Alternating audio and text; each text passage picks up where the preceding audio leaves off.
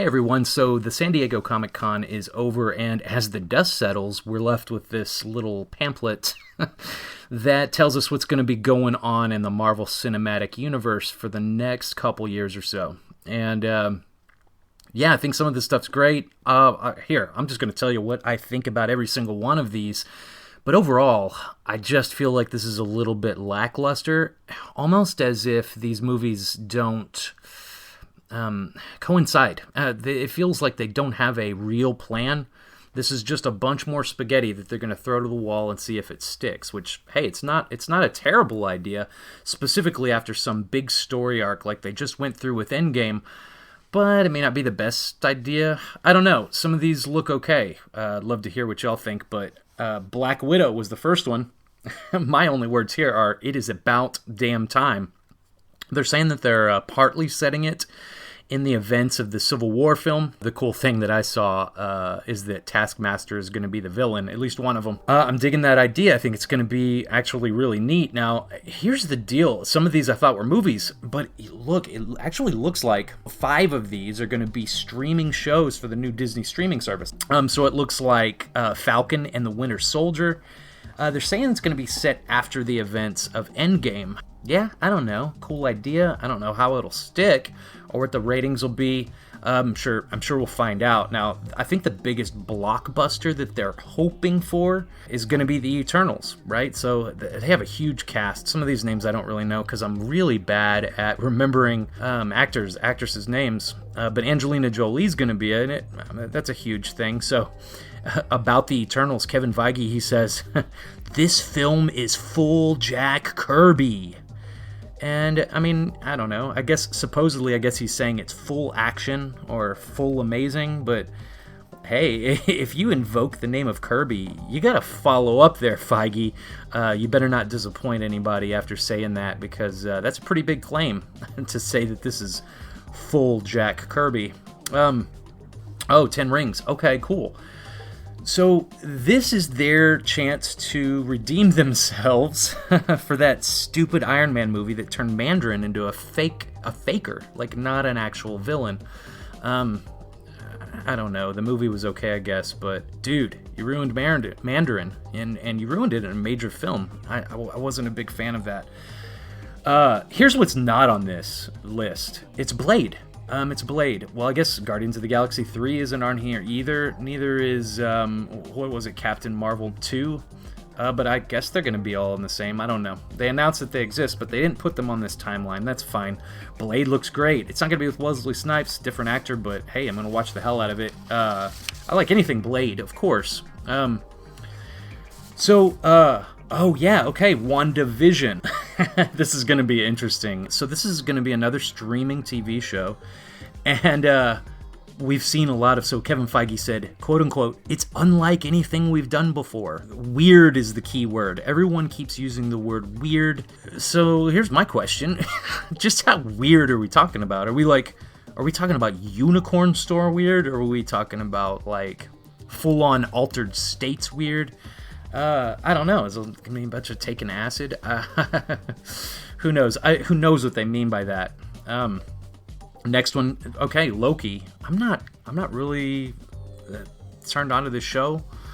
I don't know why. I feel like it's going to be kind of joking around and not so serious. I think that's the same thing I feel about this Hawkeye show as well.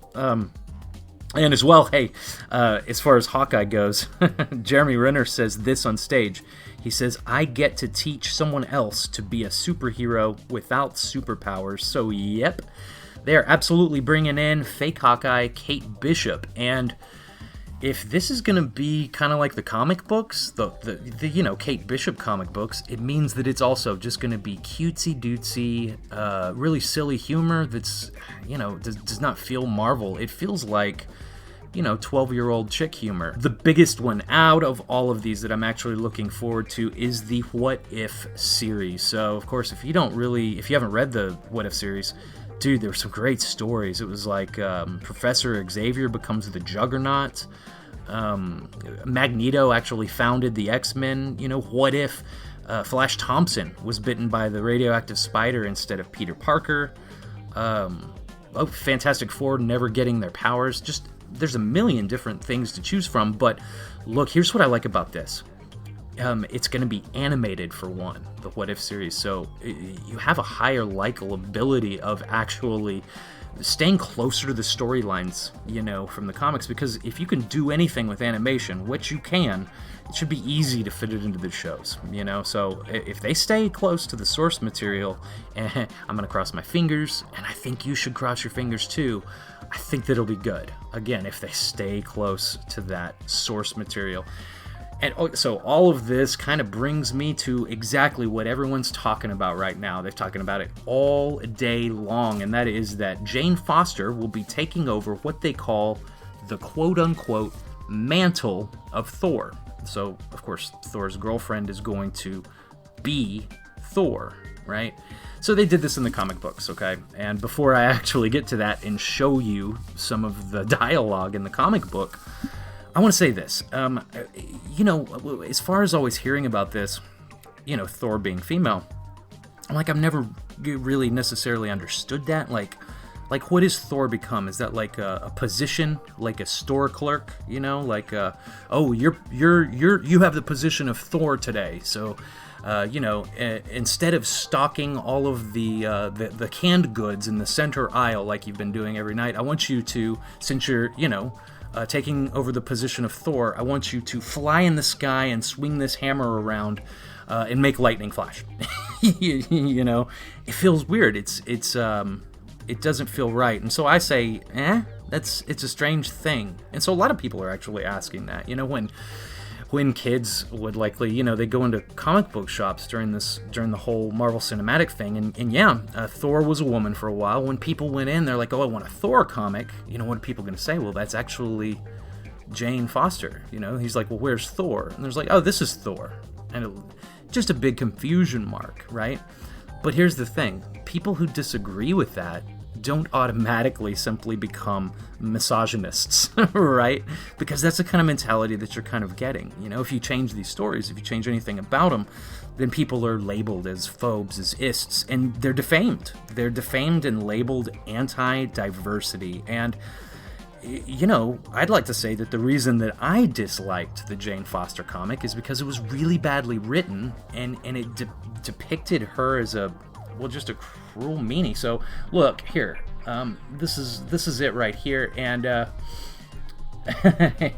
if you can't see it, he says, "Thor? Are you kidding me? I'm supposed to call you Thor? Damn feminists are ruining everything."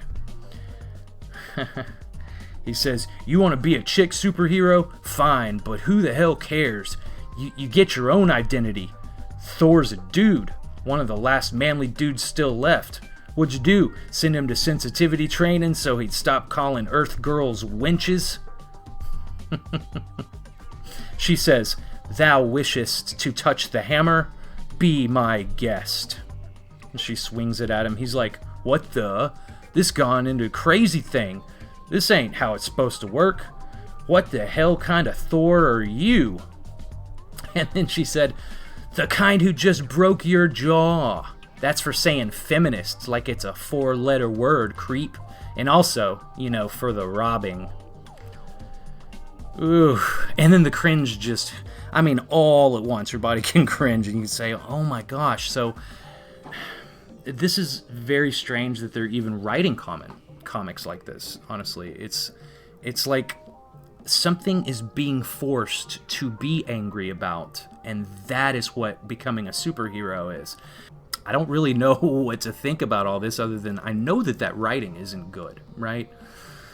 And so my question always is like this: are they going to depict, Jane Foster Thor as this iteration? This obnoxious, snarky, just mean, cruel female, or are they going to depict it, like something else from 1978 when Jane Foster became Thor? That was another iteration. So who knows? This is all really about how they approach it. Are they going to do well?